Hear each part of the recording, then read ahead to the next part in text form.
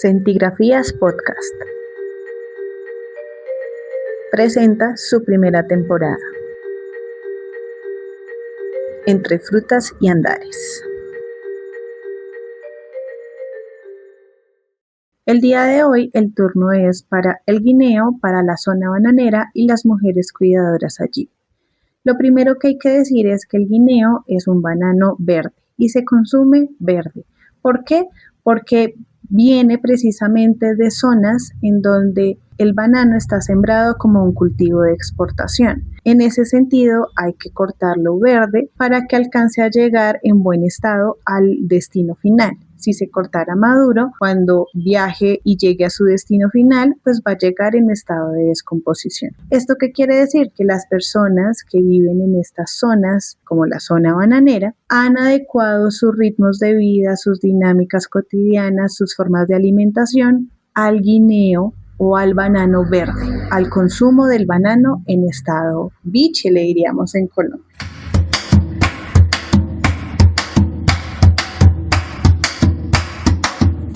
Para poder dimensionar lo que son estas zonas, lo que ha pasado allí, la importancia del guineo, voy a hacer una descripción de lo que es zona bananera y la zona bananera de la cual yo voy a hablar el día de hoy, porque en este país hay diferentes zonas bananeras, pero vamos a hablar de la primera, del primer lugar en Colombia que se dispuso para un banano de exportación, y se dispuso de esta manera porque la United Fruit Company, una empresa multinacional estadounidense, eligió diferentes zonas en el Caribe para la producción de frutas que se pudieran sembrar en este lugar y así poderlas transportar sobre todo a Europa y a Estados Unidos. Entonces, para disponer estos sitios como unos lugares de producción, seleccionó entonces un lugar al ladito de Santa Marta, al ladito de la Sierra Nevada. Se ubica entre Ciénaga y Aracataca, Magdalena. Este lugar de zona bananera, que es el que aparece también en 100 años de soledad, que es referenciado incluso en canciones vallenatas, a propósito del tren que pasa por las sabanas y cruza toda la zona bananera para poder llegar al mar. Esta misma zona en donde ocurrió la masacre de las bananeras, ese es el lugar del cual yo voy a hablar el día de hoy.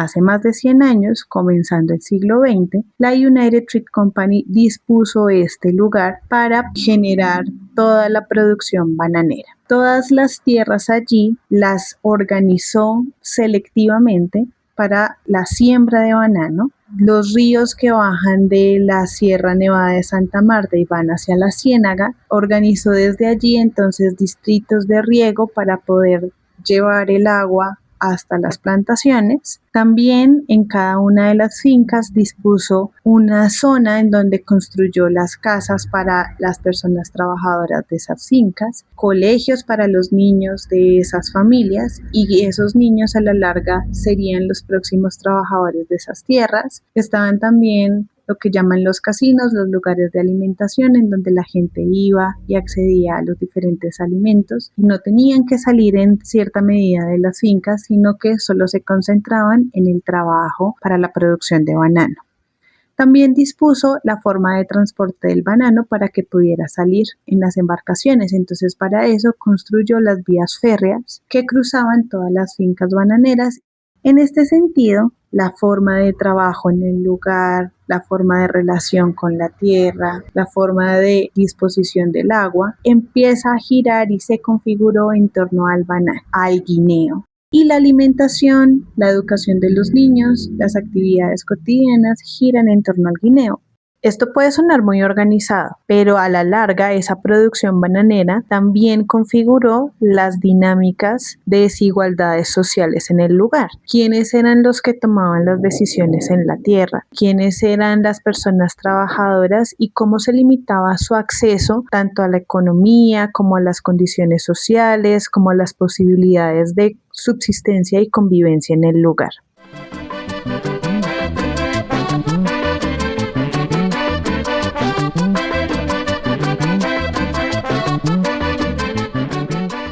aunque esto suene a hace muchos años, porque la United Fruit Company, como les cuento, llegó hace más de 100 años, este hito histórico ha influenciado lo que pasa hoy en día, porque hoy en día sigue existiendo producción bananera en zona bananera, la tierra sigue controlada por diferentes empresas que están allí, por terratenientes y familias con mucho poder adquisitivo en el lugar, y las personas locales también siguen siendo trabajadores de la tierra, estando al servicio de las decisiones que toman las empresas y las familias terratenientes allí. Y asimismo, el banano durante todo este tiempo ha sido transversal en las condiciones de vida de las personas. Entonces, se consume guineo de todas las maneras posibles, en tajaditas, doraditas con queso, guineo cocido, en sopa, que vendría siendo lo que en interior llamamos sopa de colicero, mote de guineo. Hay diferentes variaciones en la preparación del guineo y se puede consumir en los diferentes momentos del día.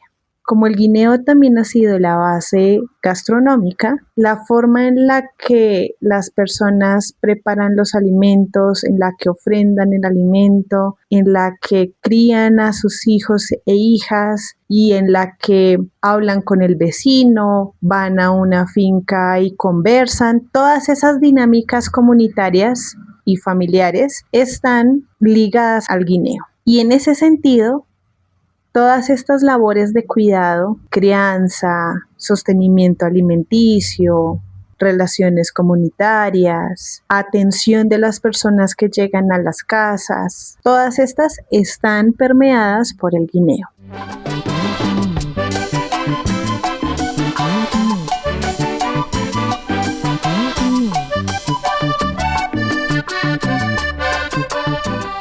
Para mí consumir guineo es acordarme de dos mujeres específicamente en zona bananera, que fueron aquellas mujeres que me abrieron las puertas para poder trabajar allí y que a través de sus cuidados, a través del guineo, todo el tiempo estaban pendientes de mí, de cómo me sentía, de cómo llegaba, de qué me había pasado en el día, de qué posibilidades tenía yo de transitar por allí.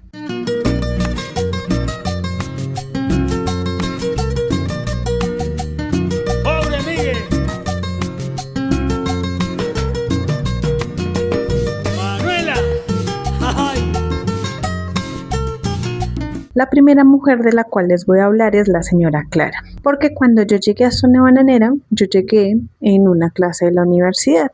Y cuando llegamos allí con varios compañeros, compañeras, amigos y amigas, la idea era apoyar a unos consejos comunitarios de personas afrodescendientes a poder reconstruir la historia de zona bananera y desde esa historia mostrar cómo la población afro siempre ha vivido allí, ha sido trascendental para los procesos históricos, sociales, territoriales que ha tenido zona bananera. Entonces, para poder reconstruir la historia, la idea era acompañar diferentes personas en sus quehaceres en zona bananera. Entonces, personas trabajadoras de la tierra, personas que vendían alimentos en la plaza, personas que tenían relación con el manejo del agua en la zona, jóvenes que estaban en diferentes procesos culturales, mejor dicho, todas las actividades, roles y formas de cotidianidad en zona bananera. Y también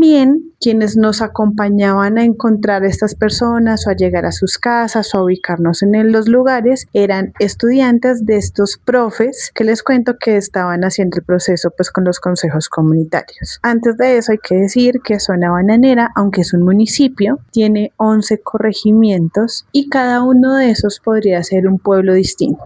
Cada uno tiene unas dinámicas muy distintas, unos procesos históricos también particulares. Entonces, estábamos ubicados en 2 pueblos y yo llegué primero a uno de ellos que se llama Tucurinca. Entonces, la primera persona con quien yo tenía que hablar era un señor que trabajaba en el servicio de la luz y lo que hacía era tomar la medición de luz de cada una de las casas y repartir los recibos de luz. Y esta persona era importante porque como se recorría todo el pueblo y todas las casas, pues se conocía muchas de las historias de lo que pasa en Zona Bananera y además era caminar con él de todas las maneras posibles. Cuando yo llego a la casa de él, resulta que él estaba recién operado de la rodilla. Por ende, no se podía mover, además estaba súper adolorido. En Zona Bananera hace un calor de 40 grados para arriba, entonces él estaba tratando ahí de recuperarse en medio del calor. Luego era inviable, primero que yo pudiera hablar con él, segundo que pudiéramos hacer lo que se había pensado en un comienzo con los recorridos. ¡Opa! ¡Opa!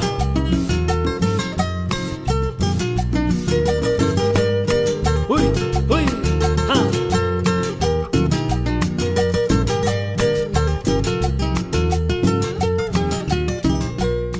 Yo hablo con una de las estudiantes que nos estaba acompañando en estos recorridos y a ubicarnos en la zona. Shirley se llama. Entonces le digo, ven, tú conoces a otra persona con quien yo pudiera hablar, que también pudiera conversar sobre las diferentes cosas que han pasado en Tucurinca, las diferentes personas que viven aquí, sobre la historia pues de Zona Bananera. Ella me dice, pues yo creo que podrías hablar con mi mami. Mi mami conoce muchas de las cosas que han pasado aquí, a ella le gusta hablar, ella tiene tiempo ahorita. Entonces nos fuimos para la casa de la mamá de Shirley, la señora Clara.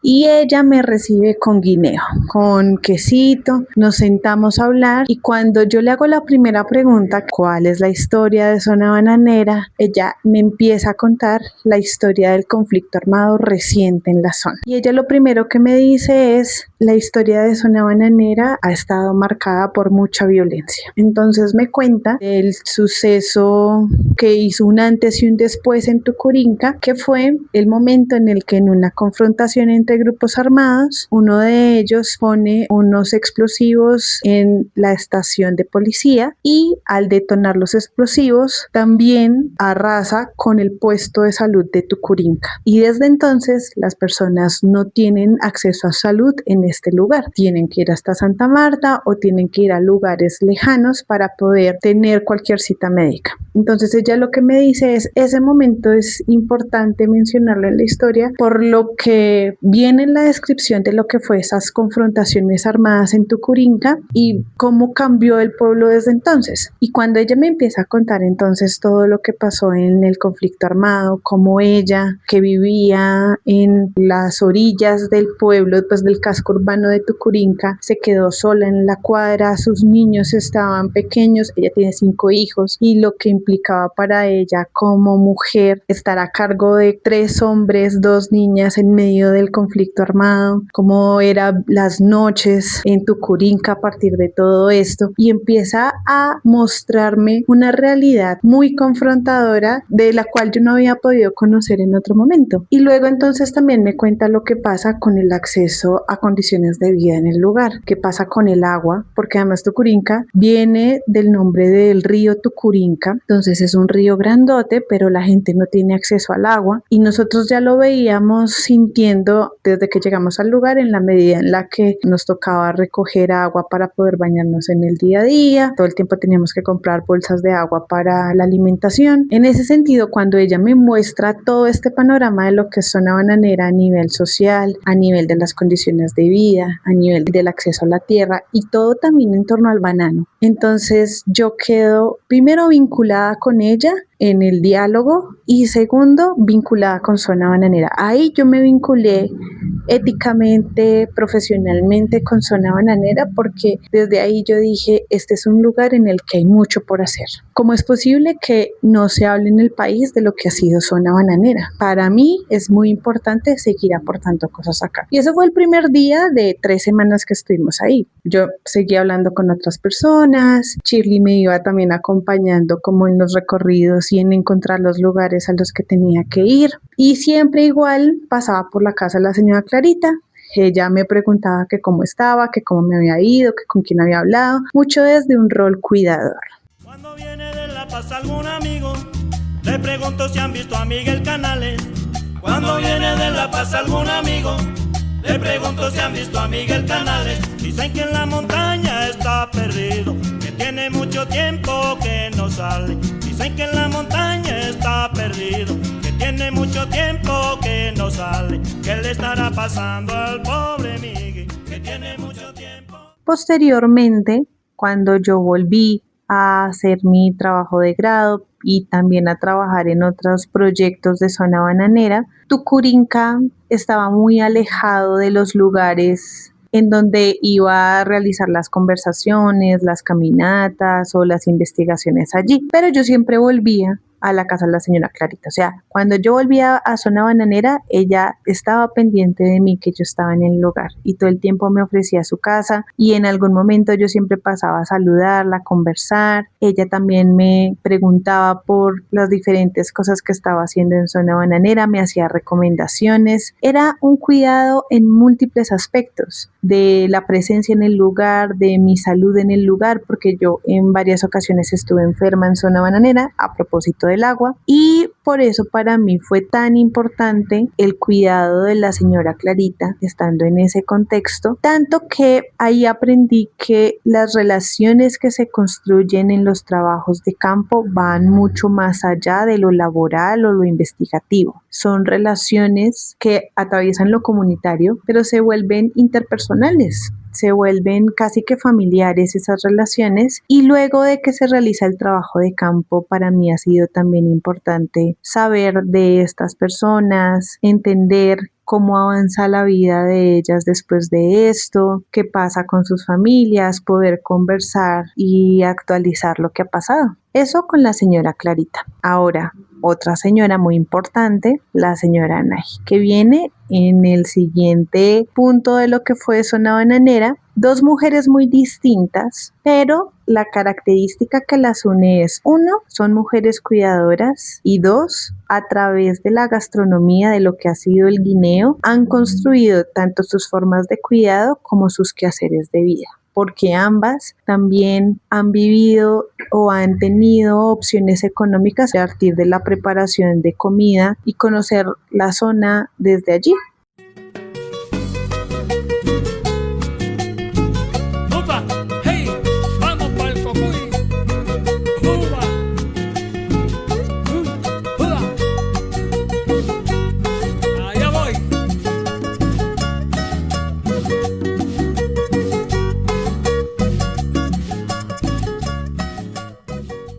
Luego de esto, yo viajé con una amiga a la universidad, con Fer, y resulta que yo no sé por qué se nos ocurrió viajar un 6 de enero.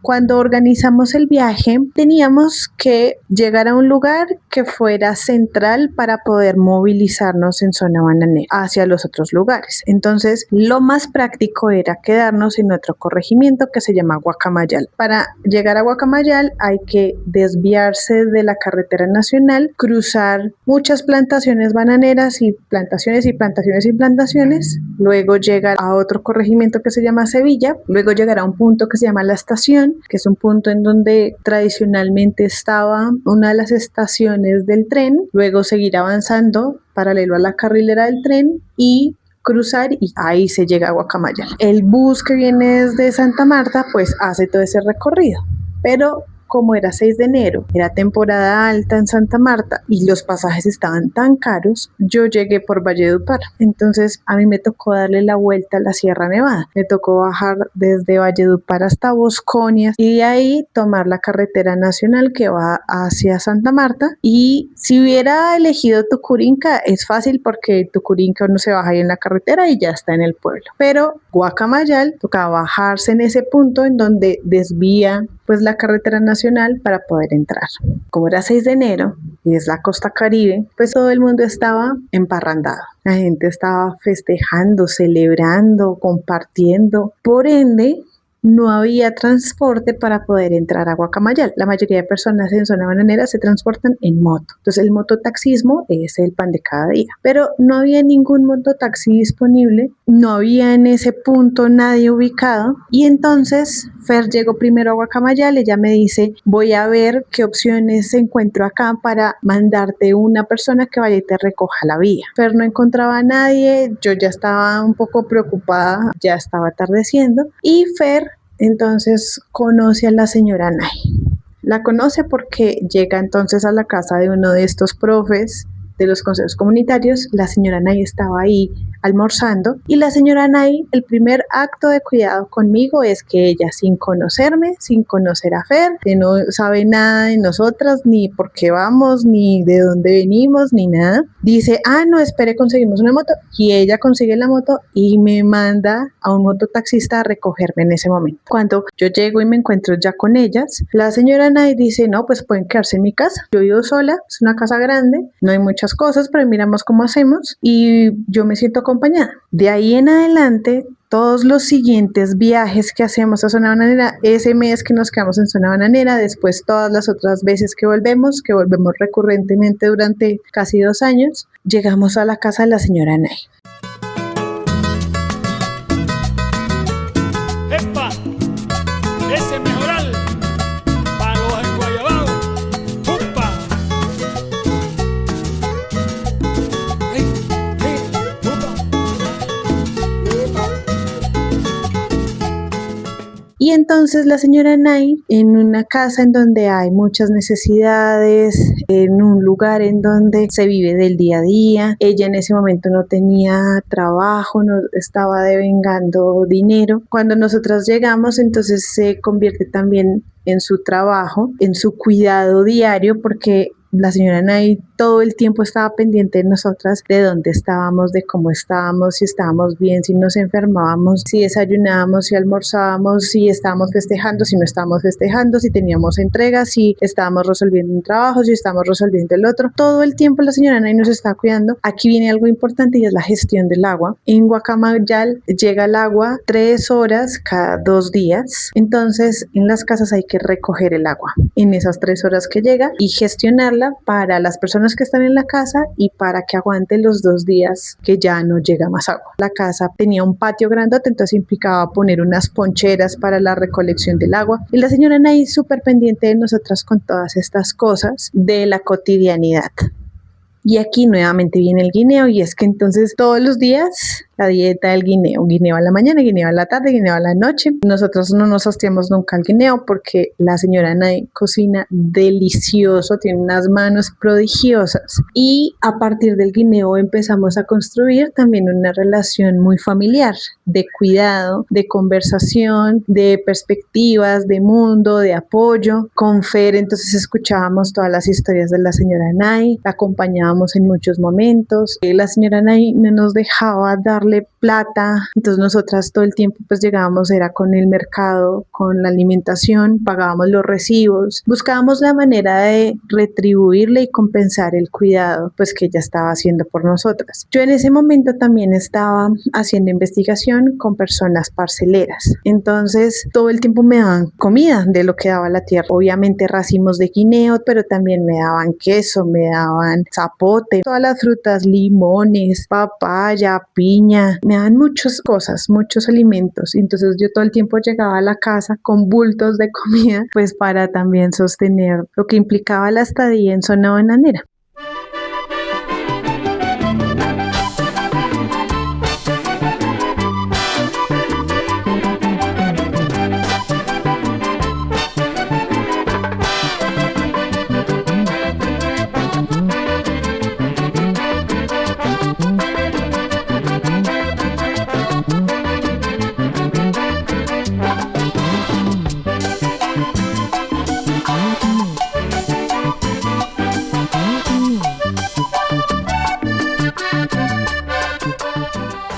En tercer lugar, en estas relaciones de cuidado de banano, de guineo, pues está Fer, porque también aprendí a partir de todo esto que es muy importante poder hacer trabajo de campo de la mano de personas que se convierten en redes de apoyo y cuidado, sobre todo en estos lugares en donde hay condiciones que son difíciles y que son confrontadoras.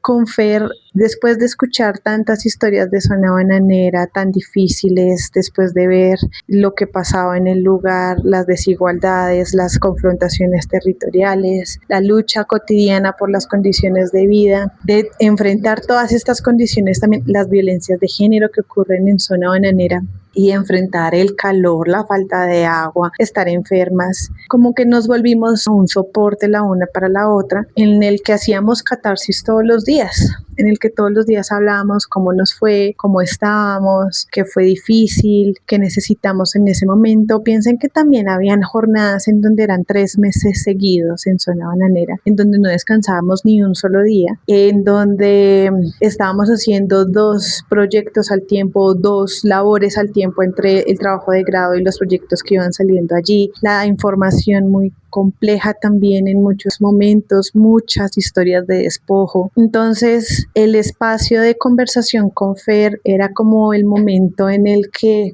nos podíamos aliviar un poco de todo lo que implicaba mentalmente y corporalmente estar en Zona Bananera. También es muy importante reconocer los trabajos de cuidado que construimos a partir de realizar trabajo de campo en estos lugares y el poder acompañarnos, sostenernos con aquellas compañeras que están viviendo lo mismo, con quienes se construye la empatía y que se está enfrentando todos estos procesos. Con Fer construimos una amistad muy especial, muy sólida y significativa en la medida en la que nos era importante apoyarnos en todo lo que íbamos viviendo allí.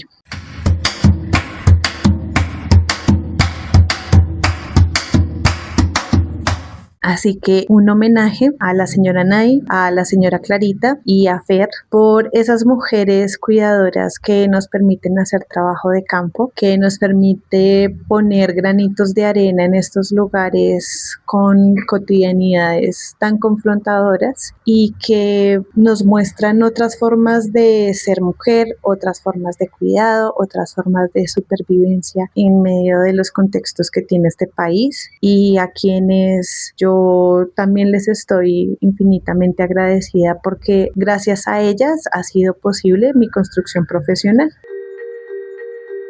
Gracias por centigrafiar este territorio. Esto fue Entre Frutas y Andares, una temporada de Centigrafías Podcast.